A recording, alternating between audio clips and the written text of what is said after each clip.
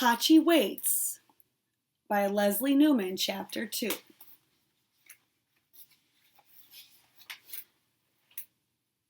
Shibuya was filled with tiled roof houses, bordered by a river and surrounded by large fields.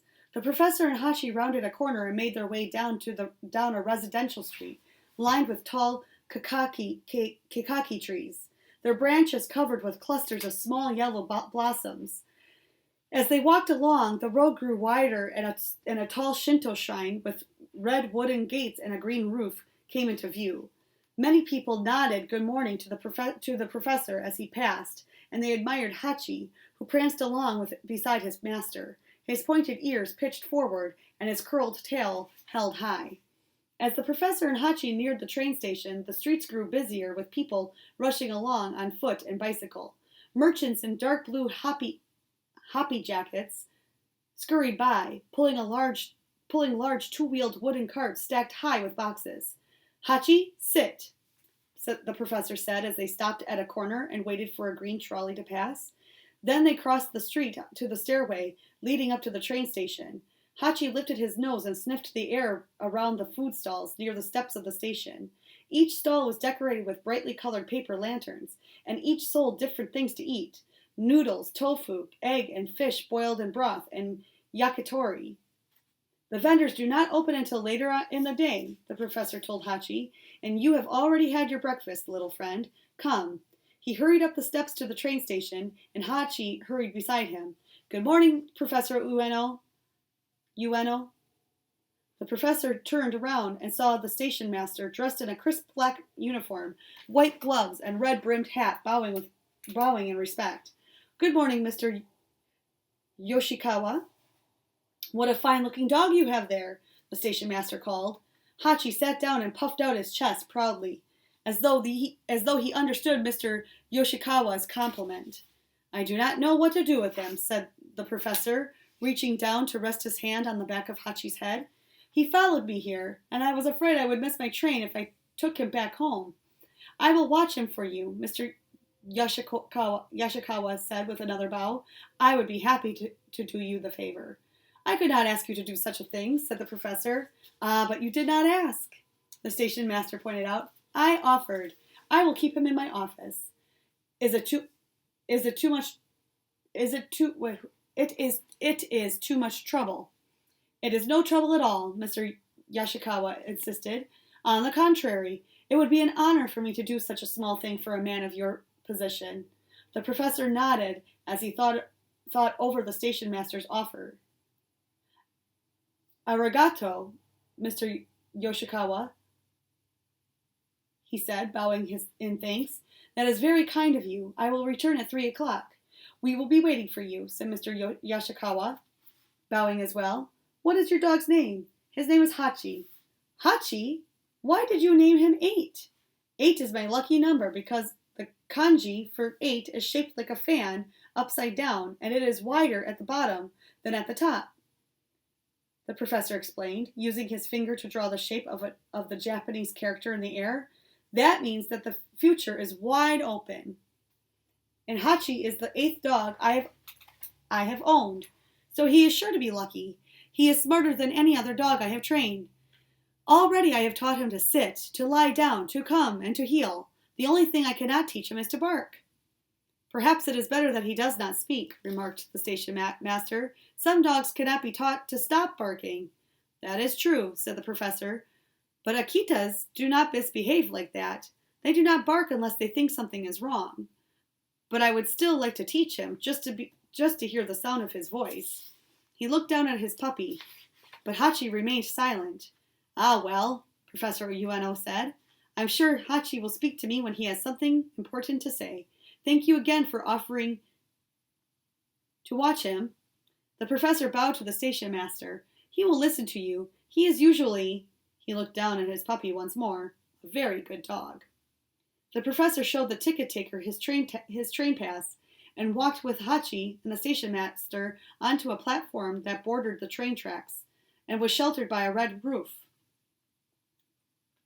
The platform was crowded with commuters and shoppers. Many of the men wore business suits and leather shoes as the professor did, but some of the men and most of the women wore kimonos with wooden gaita clogs or straw zori sandals on their feet. While the station master patrolled the platform, Professor Ueno stood beside a woman in a green cotton kimono patterned with butterflies and fastened at her waist with an obi, the color of pale jade. Her belongings were all lined up in a green cloth furoshiki. She balanced the tidy bundle on her right palm. With her other hand, she smoothed her small son's sailor suit. When at last the woman was satisfied with the boy's school uniform, she brushed some wisps of hair away from his forehead with her fingertips. "Look, Okasan." The boy broke from his mother's fussing and pointed. "A dog is waiting for the train." He held his hand out toward Hachi, but his mother pulled it back. "Yusuo, be careful, he might bite." "He will not hurt you." The professor knelt down between the boy and Hachi. "He is very gentle." "What is his name?" asked the boy. "His name is Hachi," answered the professor as he stood up, "and I am Isaburo Ueno. I am Mrs. Takahashi. "Takahashi," said Yusuo's mother, bowing her head, "and this is Yusuo, my son." Yusuo is very curious. As if to prove his mother's point, Yusuo bowed and immediately posed another question. "What kind of dog is Hachi?" he asked the professor. "Yusuo," Mrs. Takahashi said, "do not be such a bother." "It is no bother," said the professor. "I am happy to answer your question. Hachi is a very special dog called an Akita-ken," he said proudly. And then, being a professor, he could not stop himself from giving Yusuo and his mother a short lesson about the breed. Akitas are known for their intelligence, loyalty, and extreme devotion. Many years ago, when Akitas were first bred in the northern mountains of Honshu, many members of the imperial family were permitted to own them. The breed is more than 300 years old. "How old is Hachi?" Yusuo asked. "Oh, he's just a puppy. He is only 6 months old." "I am much older than that," Yusuo boasted. He opened his hand, spread his fingers wide, and counted. "Ichi." He pulled his thumb into his palm. "Ni." He folded down his index finger. "San." "Shi." "Go." Yusuo bent in the rest of his fingers and held up his closed fist with pride. "I am 5 years old," he said, "almost 6, and today is my first day of school." "I am going to school too," said the professor. Yusuo looked at him in surprise. "I thought grown-ups went to work," he said. "I work at a school," the professor explained. "I am a teacher in the agricultural department of Tokyo Imperial University. When you are older, maybe you will be in my class." "I would like that," said Yusuo. At exactly 9 o'clock, the train appeared around the bend of the tracks, squealed into the station on squeaky brakes, and came to a halt.